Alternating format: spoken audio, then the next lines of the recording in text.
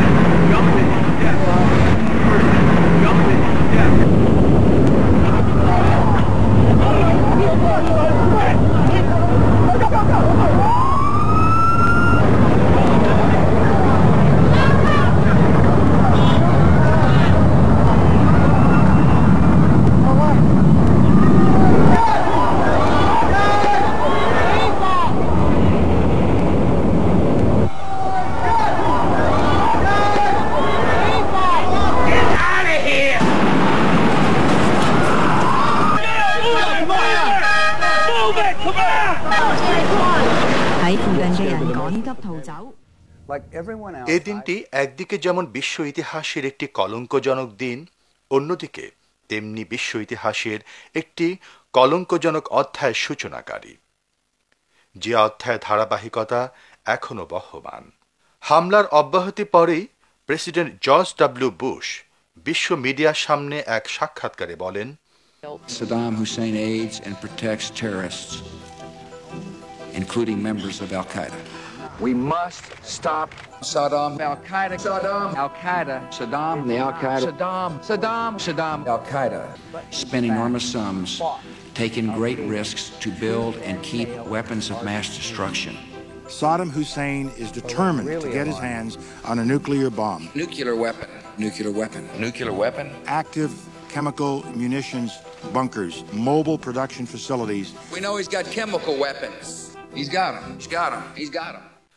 তদন্তের পূর্বেই রাষ্ট্রের সর্বোচ্চ ব্যক্তি কর্তৃক কোনো ব্যক্তি বা গোষ্ঠীকে অভিযুক্ত করায় প্রশ্ন উঠেছে, এই বিমান হামলা কি সত্যিই ঘটেছে না ঘটানো হয়েছে? এ হামলা কি যুদ্ধে নামার অজুহাত দাঁড় করানোর প্রয়াস, নাকি সত্যি কোনো সন্ত্রাসী কর্মকাণ্ড? এ প্রশ্ন শুধু আমাদের নয়, এ প্রশ্ন বিশ্বের সচেতন প্রতিটি নাগরিকের, প্রতিটি জনগোষ্ঠীর। যে ব্যাপক ধ্বংসাত্মক অস্ত্র মজুদের অজুহাতে ইরাক তছনছ করা হলো, তা যে সম্পূর্ণ মিথ্যা তা সময় বলে দিয়েছে। খোদ মার্কিন মুলুকে রচিত হয়েছে এ নিয়ে অসংখ্য বই, কাহিনী চিত্র, তৈরি হয়েছে ছবি ও ভিডিও ডকুমেন্টারি। এর মধ্যে এরিক হাফস্মিড রচিত painful questions and analysis of the September 11th attack অবলম্বনে তৈরি হয়েছে পেইনফুল ডিসিপশন বা বেদনাদায়ক প্রতারণা নামে প্রামাণ্য চিত্র। হয়েছে সেমিনার, সিম্পোজিয়ামও। এর মধ্যে বিশেষভাবে উল্লেখযোগ্য হচ্ছে অ্যাড বেজলি জুনিয়র এবং ডক্টর জেমি হেস্ট উপস্থাপিত confronting the evidence, a call to reopen the 9/11 investigation. আমি Ed Beasley junior, confronting the evidence, a call to reopen the 9/11 investigation seminar কমিটির পক্ষ থেকে সবাইকে জানাচ্ছি প্রাণঢালা শুভেচ্ছা। আপনারা আসন গ্রহণ করুন। চলুন 11ই সেপ্টেম্বর বিমান হামলায় নিহতদের সম্মানে তৈরি একটি ভিডিও ক্লিপ দেখে আমরা আলোচনায় প্রবেশ করি।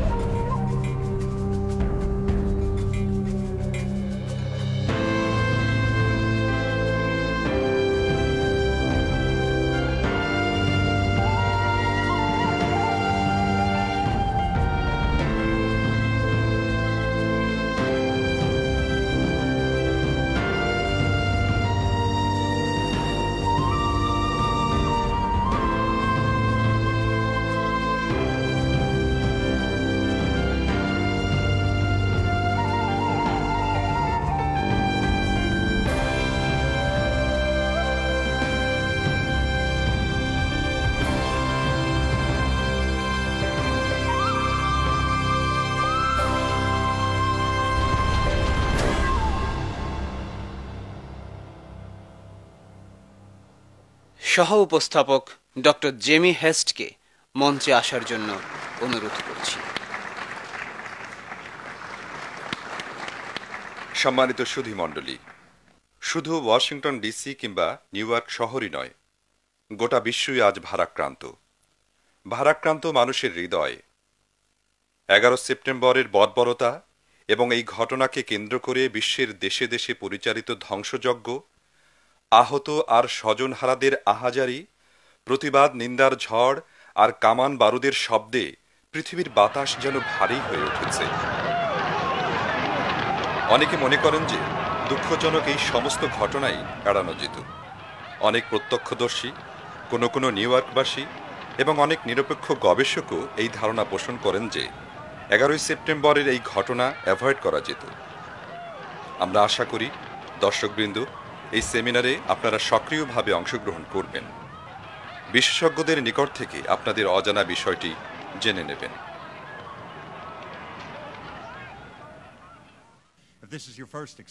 আমাদের আজকের সেমিনারে বিভিন্ন বিষয়ে বিশেষজ্ঞ ব্যক্তিগণ উপস্থিত আছেন। প্রথমে আসছেন জেনা অরকিন। তিনি ওয়ার্ল্ড ট্রেড সেন্টার এনভায়রনমেন্টাল অর্গানাইজেশনের সদস্যা।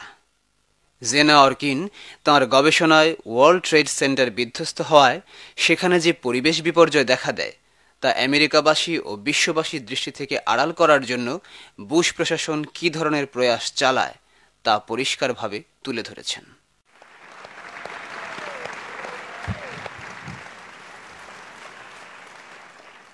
September 11th was a tragedy that has changed. 11 সেপ্টেম্বরের বিয়োগান্তক ঘটনা গোটা বিশ্বের দৃশ্যপটকেই পাল্টে দিয়েছে এবং আমাদের জীবনযাত্রায়ও এনেছে ব্যাপক পরিবর্তন। প্রাকৃতিক ঘটনা নিরিখে বিচার করলে এটি একটি ব্যাপক ক্ষতিকর পরিবেশ বিপর্যয়ও বটে। বিশ্ব বাণিজ্য কেন্দ্রের দুটি ভবনেই ছিল 50,000 করে কম্পিউটার, যাদের প্রত্যেকটিতেই ছিল 4 থেকে 12 পাউন্ড করে সীসা।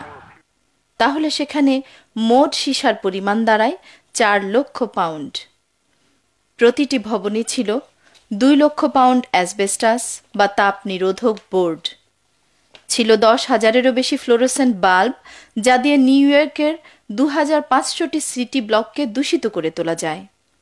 আরও ছিল অসংখ্য ধোঁয়া নিবারক, যেগুলোর প্রতিটি রেডিও অ্যাক্টিভ ক্ষমতা সম্পন্ন। ক্যালিফোর্নিয়া বিশ্ববিদ্যালয়ের বিজ্ঞানী অ্যাড ডেভিস ঘটনাস্থলের বায়ুমণ্ডলে যে সীসা, ফ্লোরোসেন্ট এবং আলট্রাডাস্ট পার্টিকলস দেখতে পান তা একটি আগ্নেয়গিরির মাঝারি ধরনের অগ্ন্যুৎপাতের সময় লাভার সঙ্গে নির্গত সীসার সমান। ঘটনাস্থল সহ পার্শ্ববর্তী এলাকার তাপমাত্রা গিয়ে দাঁড়ায় কুয়েতে প্রজ্বলিত তেলকূপের এলাকার সমান। ডক্টর মার্জারি ক্লার্কের মতে টুইন টাওয়ার ধ্বংসে যে তাপ ও শক্তি সৃষ্টি হয় তা যেমন তেমন একটি আগ্নেয়গিরির অগ্ন্যুৎপাতের সমপর্যায়ের, কিন্তু পরিবেশ রক্ষা এজেন্সি বা এনভায়রনমেন্টাল প্রোটেকশন এজেন্সি ঘোষণা করল যে the air is safe to breathe, অর্থাৎ বাতাস শ্বাস প্রশ্বাস নেয়ার জন্য যথেষ্ট নিরাপদ। আসলে 2003 সালের 21 আগস্ট প্রকাশিত ইপিএ রিপোর্টটি সরাসরি আলোর মুখ দেখেনি। হোয়াইট হাউসের কাউন্সিল অফ এনভায়রনমেন্টাল কোয়ালিটি কর্তৃক সম্পাদিত হয়ে তারপর প্রকাশিত হয়। বিমান হামলার পর উদ্ধারকর্মীদেরকে অনেক সময়ই রেসপিরেশন বা কৃত্রিম শ্বাস প্রশ্বাস মুখোশ পরতে দেওয়া হয়নি, লোকজন তাদেরকে দেখে ভয় পেয়ে যাবে এই অজুহাতে। ভবনে অবস্থিত কোনো প্রতিষ্ঠানের অফিসকে নিজস্ব তত্ত্বাবধানে উদ্ধার, পরিষ্কার, এমনকি খোঁজ খবর পর্যন্ত নিতে দেয়া হয়নি। মৃতদেহ খুঁজতে গিয়ে ডগ স্কোয়াডের 40টি কুকুর সেখানে মারা যায়। এরপরও অগ্নিযোদ্ধাদের সেখানে কাজ করতে দেয়া হয়নি। কিন্তু কেন এই লুকোচুরি? সেটা কি অনাকাঙ্ক্ষিত কোনো প্রমাণ বেরিয়ে যাওয়ার ভয়ে? এর উত্তর সম্ভবত কমিশন রিপোর্টের 2 সমন্বয়কারী জন গোর্ডি এবং লাকি লুচিয়ানোই দিতে পারবেন।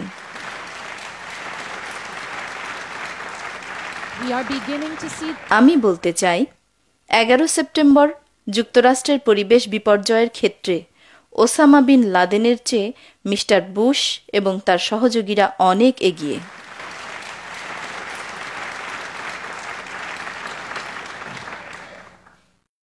বিশ্ব বাণিজ্য কেন্দ্রে মোট 7টি ভবন আছে।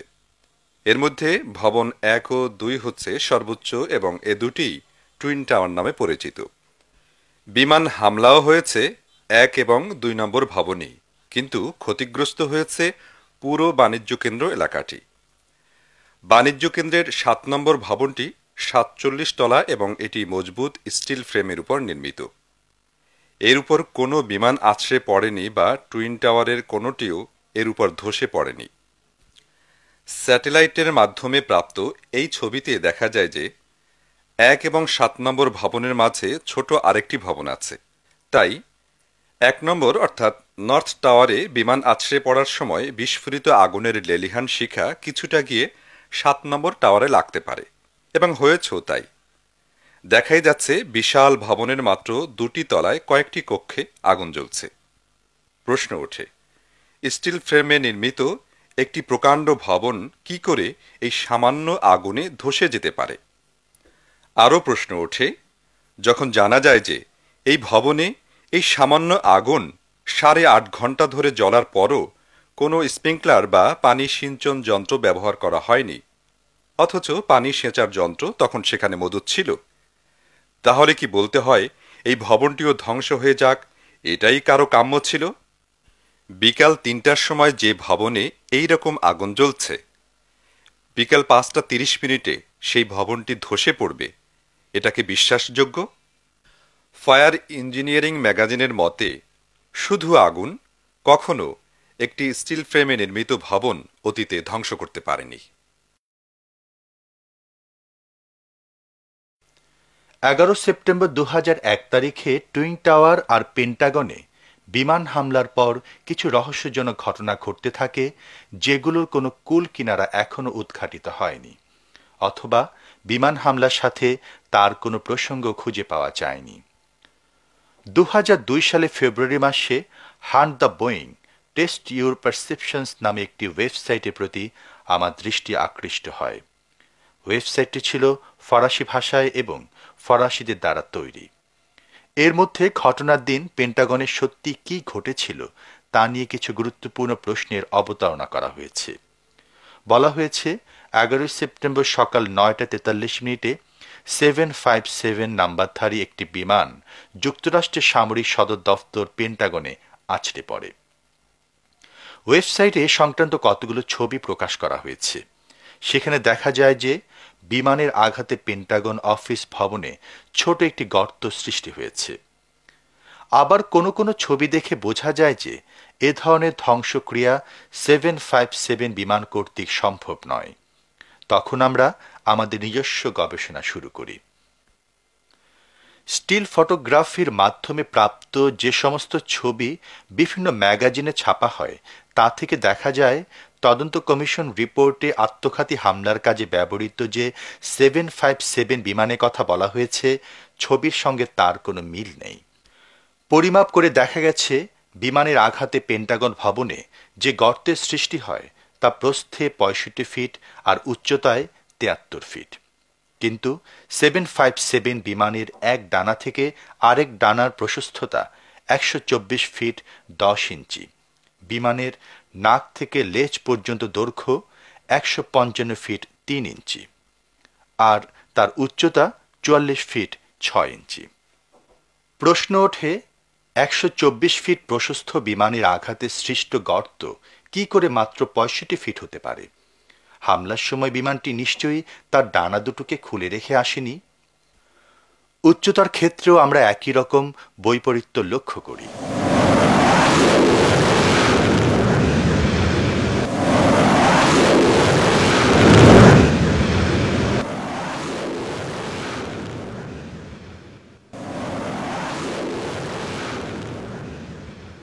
আমেরিকা বোয়িং 757 এই বিমানটির উড্ডয়নের জন্য 8600 গ্যালন জ্বালানির প্রয়োজন হয়।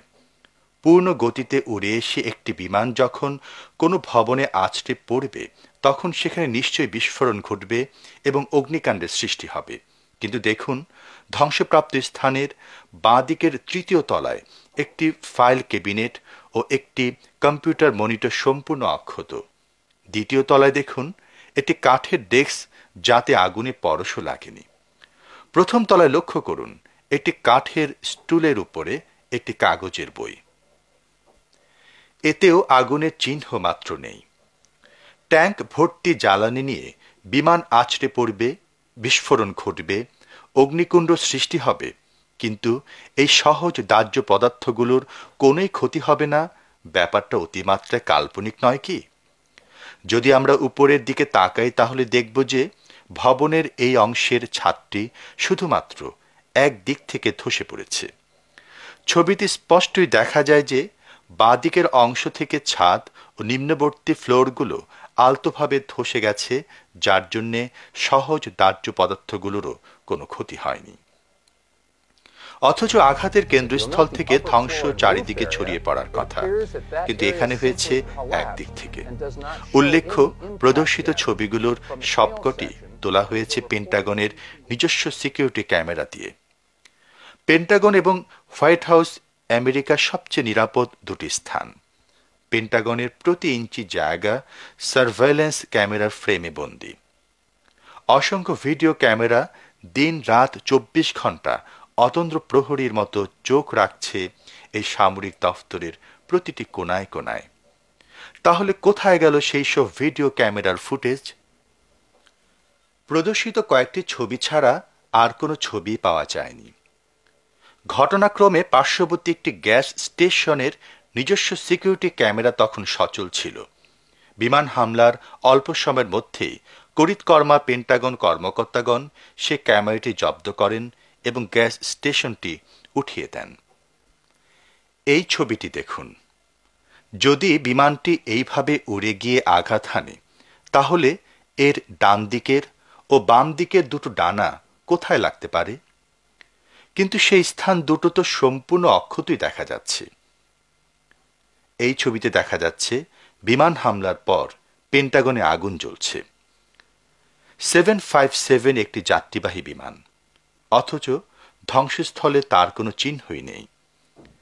বিমানের কোনো একটি অংশ, এমনকি একটি সিটও তো এখানে দেখা যেতে পারত। আগুন জ্বলা এই স্থানটিকেই বিমান আঘাতের কেন্দ্রস্থল হিসেবে চিহ্নিত করেছে পেন্টাগন কর্তৃপক্ষ। লক্ষ্য করুন, বিমানের উচ্চতা 44 ফিট 6 ইঞ্চি, আর আঘাতের চিহ্ন দেখা যাচ্ছে শুধু নিচতলা ও প্রথম তলায়। বলুন দেখি, এই আঘাত থেকে একটি মজবুত ভবন কিভাবে ধ্বংস হতে পারে? তাই প্রশ্ন উঠেছে, আত্মঘাতী বিমান হামলার ব্যাপারটি সত্যি কোনো সন্ত্রাসী হামলা নাকি অন্য কিছু? অনেকে অবশ্য এটাকে একটি কন্ট্রোল ডেমোলিশন বা নিয়ন্ত্রিত ধ্বংস বলে আখ্যা দিয়েছেন। Able to be identified either by their fingerprints or by the DNA. So what kind of fire? আমরা ছিনতাইকৃত বিমানটির চালককে আইডেন্টিফাই করতে পারতাম যদি তার কোনো ফিঙ্গারপ্রিন্ট অথবা ডিএনএ টেস্ট করা যেতে পারে এমন কোনো একটি অঙ্গও পেতাম। বিমানের ব্ল্যাক বক্সটি পাওয়া গেলেও হামলার রহস্য উদ্ঘাটিত হতে পারত। আর ব্ল্যাক বক্স তো অনেক উচ্চ তাপমাত্রায়ও অক্ষত থাকতে পারে। এবার আসা যাক টুইন টাওয়ারে হামলার প্রসঙ্গে।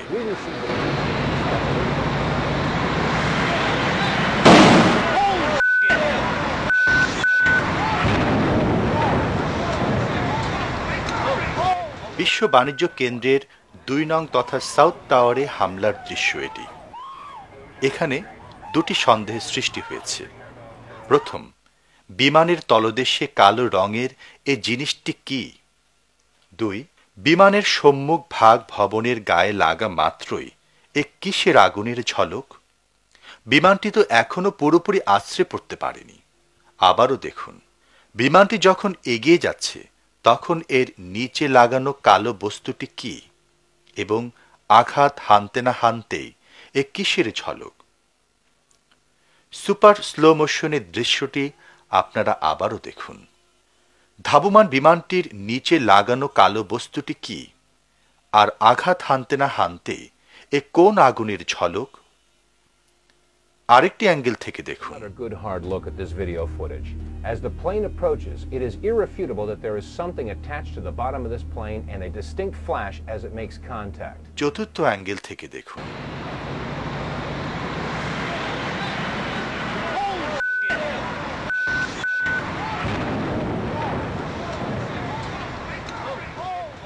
এই চারটি দৃশ্য একটি ক্যামেরায় নয়, 4টি ভিন্ন ক্যামেরায় 4টি ভিন্ন দিক থেকে তোলা। তাই এই ফায়ার ফ্ল্যাশ বা অগ্নি ঝলককে অন্য কোনো বস্তুর আলোর প্রতিফলন বলে চালিয়ে দেওয়ার কোনো উপায় নেই।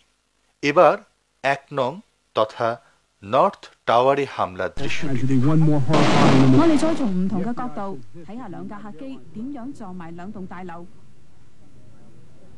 Completely in one side and out the other.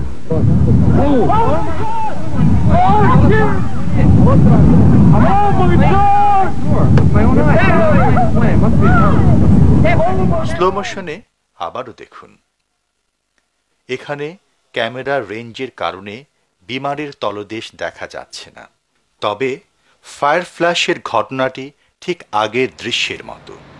এখানেও ভবনের গায়ে স্পর্শ করতে না করতে আগুনের ঝলক দেখা গেল। বিমান দুটোর অয়েল ট্যাঙ্ক ককপিটেরও সামনে ছিল কিনা আমার জানা নেই। মন বিশ্বাস করতে না চাইলেও প্রশ্ন ওঠাটা স্বাভাবিক, তাহলে কি এটাও কোনো controlled demolition? I studied physics at MIT. I did electrical engineering for about 8 years. I've had quite a bit of practical engineering experience. প্রথম আমি অন্য অনেকের মতোই বিশ্বাস করে নিয়েছিলাম যে টুইন টাওয়ার বিধ্বস্ত হওয়া বিমান হামলারই ফল। কিন্তু পরে সেখানে বেড়াতে আসা লোকজনের অ্যামেচার ভিডিও ফুটেজগুলো যখন গভীরভাবে পর্যবেক্ষণ করলাম, তখন ভিন্নতর কিছু লক্ষ্য করলাম। আমি আমার ডেমোলেশন এবং কনস্ট্রাকশন এক্সপার্টদের সঙ্গে আলোচনা করলে তারাও ব্যাপারটা লক্ষ্য করেন। আমরা দেখলাম যে ভবনটি ধসে পড়ার সময় সেটা চারদিকে ছড়িয়ে পড়ছে। তার মানে সেখানে বহির্মুখী কোনো একটি শক্তি কাজ করছে। বিমান আছড়ে পড়ার অনেক পর যখন ভবনটি ধসে যায়, তখনও সেখানে বিস্ফোরণের কিছু নমুনা লক্ষ্য করা যায়। ফরেনসিক গবেষণার জন্য কোনো ধ্বংসাবশেষ সংরক্ষণ করা হয়নি, তাই ভিডিও ফুটেজই ছিল আমাদের একমাত্র অবলম্বন। প্রশ্ন উঠতে পারে, ফরেনসিক কার্যক্রম শেষ হওয়ার পূর্বেই কেন ধ্বংসাবশেষ সরিয়ে নেওয়া হলো? এত বড় একটি ঘটনার তদন্ত করার জন্য যুক্তরাষ্ট্র সরকার ব্যয় করে মাত্র $6 লাখ। পক্ষান্তরে সাবেক প্রেসিডেন্ট ক্লিনটনের ব্যক্তিগত কেলেঙ্কারি তদন্তের জন্য ব্যয় করা হয় $4 কোটি। ঘটনার সঠিক তদন্তের আগ্রহটা এখান থেকেই সহজেই বোঝা যায়। বিমান আছড়ে পড়ার অল্প কিছুক্ষণ পরেই আগুনের লেলিহান শিখা কমে গিয়ে শুধু কালো ধোঁয়া বের হতে দেখা যায়। আর কালো ধোঁয়ার অর্থ হচ্ছে শীতল পরিবেশ, দুর্বল আগুন। আপনারা নিশ্চয়ই লক্ষ্য করেছেন যে জ্বলন্ত আগুন নিভে যাওয়ার পর সেখান থেকে কালো ধোঁয়া নির্গত হয় এবং পরে তা আস্তে আস্তে ঠান্ডা হয়ে যায়। এবার চলুন ভবনের নির্মাণশৈলীর দিকে দেখি। দুটি ভবনেরই মূল কাঠামো 47টি অভঙ্গুর স্টিল কোর কলামের উপর নির্মিত, কিন্তু রিপোর্টে সেগুলি কিভাবে এমন নমনীয় হয়ে গেল তার ব্যাখ্যা প্রদান করা হয়নি। ভবনের মূল স্তম্ভগুলো, যেগুলি ইঞ্জিনিয়ারিং ল্যাঙ্গুয়েজে কোর কলাম নামে পরিচিত, সেগুলি সম্পূর্ণভাবে বায়ুনিরোধী বা সলিড এয়ারটাইট পন্থায় তৈরি করা হয়েছে, যাতে সেখানে আগুনের কোনো ছোঁয়া না লাগে। এমনকি দীর্ঘস্থায়ী ধোঁয়া বা আগুনও এর কোনো ক্ষতি করতে পারবে না। ভূমিকম্প, বজ্রপাত, যে কোনো প্রকার বাহ্যিক তাপ ও চাপ সহ্য করার মতো উচ্চ ক্ষমতা সম্পন্ন কোর কলামগুলো এভাবে ধ্বংস হয়ে যাওয়া সত্যিই সন্দেহজনক। এই বিশেষ কলামগুলোর কথা বিবেচনায় রেখেই NIST বা national institute of standard and technology ভবনের ফ্লোর ধ্বংসের যে ব্যাখ্যাটি তদন্ত কমিশন রিপোর্টে দেওয়া হয়েছে তা প্রত্যাখ্যান করেছে। আর হোয়াইট হাউসের নিজস্ব তদন্ত রিপোর্টে তো এর উল্লেখই নেই। তাই NIST প্রশ্ন তুলেছে, সরকারি নিয়ন্ত্রণ বহির্ভূত অন্য কোনো বেসরকারি স্বাধীন কমিটিকে তদন্তের অনুমতি দেওয়া হলো না কেন? আর তদন্ত কার্য পুরোপুরি শেষ হওয়ার পূর্বেই কেন ধ্বংসের ফিজিক্যাল এভিডেন্স বা সুরতহাল সাক্ষ্য পরিষ্কার করা হলো? যদিও তর্কের খাতিরে সব কথাকে মেনে নেওয়া হয়, তবুও ভবনের মূল কাঠামো যে কলামগুলোর উপর নির্মিত, সেগুলি ধ্বংস হওয়ার কথা নয়। স্বাভাবিকভাবে যেটা হওয়ার কথা সেটা হচ্ছে বিস্ফোরণের আঘাতে কোর কলামগুলো থেকে ইট, পাথর বা কংক্রিটের নির্মাণ আলগা হয়ে ধসে পড়ে যাবে, কিন্তু স্টিল ফ্রেমের স্তম্ভগুলো দাঁড়িয়েই থাকবে। বাস্তবে তা হয়নি। ভবনের ধ্বংস হওয়া দেখে মনে হয়নি যে এখানে এমন মজবুত পিলার আছে, আর বিমান তো সরাসরি গিয়ে সেই পিলারে আঘাত করেনি। কোনো ভবন উপর থেকে ক্রমান্বয়ে ধ্বংস হয়ে নিচের দিকে আসে, এটি একটি বিরল ঘটনা। ভবনের নিচের দিকের ভিত্তিমূলীয় অংশ যদি দুর্বল হয়ে যায় তখন সাধারণত ভবনটি ধসে পড়ে, কিন্তু এখানে হয়েছে উল্টো। ভবনের উপর দিকে বিমান আঘাত হানল, তারপর দীর্ঘক্ষণ বিরতি দিয়ে উপর থেকে একটি একটি করে ফ্লোর ধ্বংস হয়ে নিচের দিকে আসলো। ব্যাপারটা সত্যিই সন্দেহজনক। আরেকটি বিষয় লক্ষ্য করুন, দেখুন ভবনের কংক্রিট গুঁড়ো হয়ে একেবারে পাউডারে পরিণত হয়েছে। ভবন ধসে পড়লে কি এমনটি হওয়ার কথা? এই দৃশ্যটি লক্ষ্য করুন, দেখুন একটি একটি করে ফ্লোর ধসে পড়ছে, কিন্তু মাঝখানে কেন ইট, পাথর আর রড সিমেন্টের মতো ভারী বস্তু এভাবে দ্রুত বেগে চারদিকে ছড়িয়ে পড়বে? বিশেষজ্ঞদের মতে, Explosive is the only plausible mechanism to explain such a high-speed slurry. অর্থাৎ ধ্বংসক্রিয়া এভাবে চারদিকে ছড়িয়ে পড়ার একমাত্র গ্রহণযোগ্য ব্যাখ্যা হচ্ছে বিস্ফোরণ। আমারও তাই মত। একমাত্র বিস্ফোরণের ফলেই ধ্বংসবস্তু এরকম চারদিকে ছড়িয়ে পড়ে, আর ইট, পাথর, কংক্রিটের দেয়াল ভেঙে এরকম ধুলা বা পাউডারে পরিণত হওয়া থেকে আমরা বুঝতে পারি যে সেখানে কোনো বিস্ফোরণ ঘটেছিল।